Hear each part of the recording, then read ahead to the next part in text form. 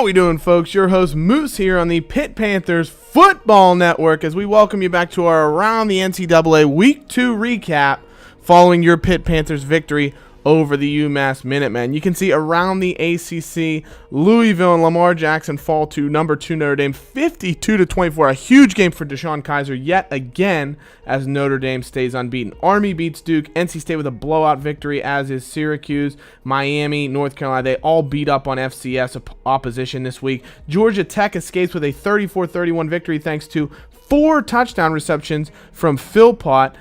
Great performance for him, Player of the Week honors. Wake Forest falls to Vandy 24-21. Virginia with an easy victory, and Virginia Tech 45-7 over ECU. The Panthers' opposition this week, an easy victory over Buffalo. Saquon Barkley with 4 touchdowns in a victory for the Nittany Lions. Bama with an easy win, bouncing back after their loss to Wisconsin. Mizzou with a big victory over Arkansas. Tennessee a win. Auburn in a big ranked battle beats Florida 26-22. Texas over Rice as they bounce back after losing to Notre Dame. Kansas State with a win. Miami, BYU, LSU, Oklahoma State victory. Georgia over South Carolina in your game of the week. And then Ohio State over Northern Illinois. Players of the week this week, Elijah Battle for West Virginia in a 55-0 victory. He had a pair of interceptions. Ty Ganji, senior quarterback for Nevada, 6 touchdown performance, put up 550-plus total yards of offense, 480 through the air, 86 on the ground. And Christian Philpott, like we mentioned, 11 catches, 132 yards, 4 touchdowns.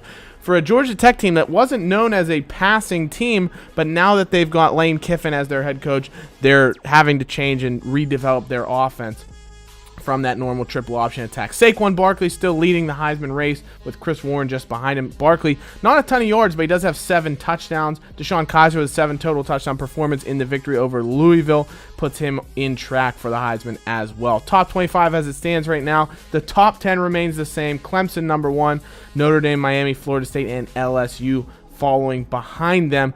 Your Pitt Panthers not in the top 25, but they could be knocking on the doorstep if they can come away with a victory this week in a big matchup. Big matchups this week outside of the state of Pennsylvania would be Auburn taking on Mississippi State. Herbstreit expects the Tigers to stay unbeaten. You have BYU 2-0 against number 13 Georgia. Herbstreit expects Georgia between the hedges to come away with the victory there. And then number 15 UCLA take on Arizona, Josh Rosen, and Herbstreit has Rosen leading the Bruins to a victory. And Ohio State, Virginia Tech, big matchup here for the Buckeyes taking on the Hokies to see which of these two teams is for real. Herbstreit, a little bit of hometown bias potentially, but he's taking his Buckeyes to take down Virginia Tech and move to 2-0 and stay in the national championship race. But we do have your Pitt Panthers taking on the number 9 Penn State Nittany Lions in a big matchup here, a rivalry matchup, the Keystone State Classic, a rivalry match that's been played so many times previously. The 100th matchup will be next year, and Herbstreit likes the Nittany Lions in this one. Their offense has been absolutely unbelievable. Number 3 in the country as far as yardage is concerned. McSorley, 340 yards passing. They're averaging 258 rushing as well, and 54 points per game. Pitt's offense, was no slouch in week 1. Their pass defense was actually fantastic, which is, bodes well considering how terrible it was last year, but their rush defense really got shredded, 213 yards against, and that's something that will be, something to watch with Penn State. They have so many weapons offensively. They got Saquon Barkley. Miles Sanders is their backup running back, for crying out loud. Of course, McSorley, the senior, has so much experience. He's been throwing the ball so well. But the thing to note is, if you look back on the previous matchups between the Panthers and between the Nittany Lions, as we give you the opportunity to look at the highlights from 2 years ago, and we'll have last year's matchup as well, McSorley really struggled over the last 2 years. 2 years ago at Heinz Field, where they'll be playing this year, he had a couple of fumbles that led to Panthers defensive touchdowns. He also had some interception issues as well. The turnovers are really what plagued the Nittany Lions in a tight defeat. They only lost by a single possession. You take away those defensive touchdowns by the Panthers, and really Penn State outplayed the Panthers at Heinz Field. Just those turnover issues were really what made the difference in this matchup, because McSorley couldn't hold on to the ball and the Panthers took advantage of it. All 3 of their touchdowns were really, you don't want to say gimmick type touchdowns, but they were 2 defensive touchdowns, and then on jet sweep with Quadri Henderson, who's no longer on the team anymore, of course, as he left early to try and reach the NFL this season. The Panthers, don't have the same attack as they had those years ago, and it'll remain to be seen if the Panthers can, hold Penn State off the board. An offense that's been putting up 50 points a game consistently, can the Panthers shut down that attack enough to be able to put up enough points to come away with the victory? That's going to be the tough charge here for the Panthers. There's no doubt about that. But McSorley's just been careless with the ball, and he's a guy that's done so well overall. He's a Heisman contender, to be honest. And just in the games against the Panthers, he seemed to struggle when taking care of the football.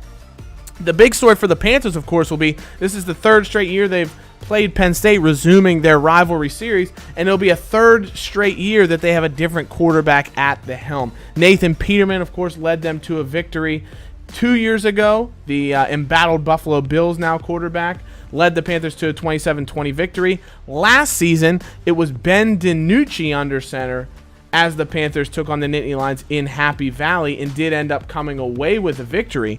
But again, it was a tight battle. DiNucci played well, but after struggles in the back half of the season, he's lost his starting job. Rumors that he's not happy with the fact that he's a backup quarterback, may transfer to another school here in the future. But that's besides the point. The point for the Panthers, Kenny Pickett is the guy right now, and it remains to be seen if he is in fact the guy. Of course, he played fantastically in relief of DiNucci in the bowl game against Texas A&M last year. He then played solid if unspectacular this year in the opener against UMass. Only 6 incompletions, good yardage, kept good care of the football, had one interception, of course, that was a little bit careless, but other than that, he was very, very solid for the Panthers. Took care of the football, ran for a good chunk of yardage when he needed to, scrambled as he needed to, and then had a nice touchdown pass as well to Araujo Lopes.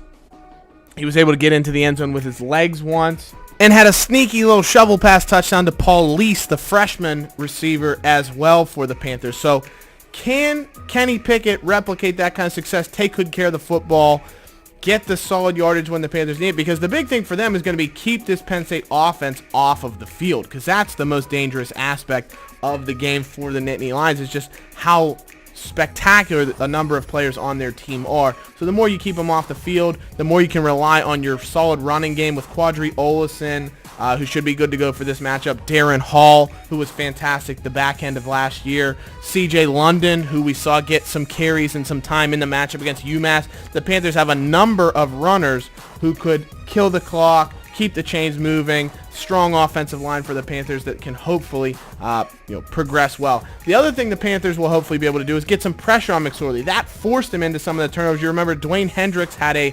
record-setting performance last year, sacked McSorley 4 times. If he can replicate a performance like that, it'll put McSorley under duress and hopefully force him into some more of those turnovers that we were accustomed to seeing last year. And of course, a bit of luck is always going to have to come through in the Panthers. The Penn State kicker last year missed 3 field goal attempts, including 2 in the fourth quarter, that allowed the Panthers to be able to stay alive in this particular matchup and come away with the victory 2017 last year in Happy Valley. So if the Panthers are going to win, you can see it's going to be a tight matchup. There's no doubt that they're not going to pull away. If anybody pulls away, it would be Penn State. But the Panthers are going to do their best to keep themselves in the game for as long as possible.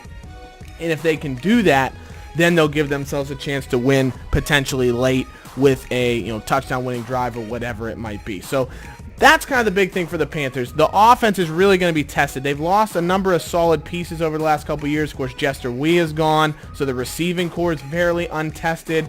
The quarterback is untested as far as Kenny Pickett is concerned. The only real certainty is the running backs for the Panthers are spectacular. Quadri Olson, Darren Hall, both very, very solid runners, downhill type players who can pick their way through and gain a ton of yards for the Panthers. If those guys can have big games, they can keep McSorley off the field. You can see he's averaging almost 300 yards a game, 6 touchdowns.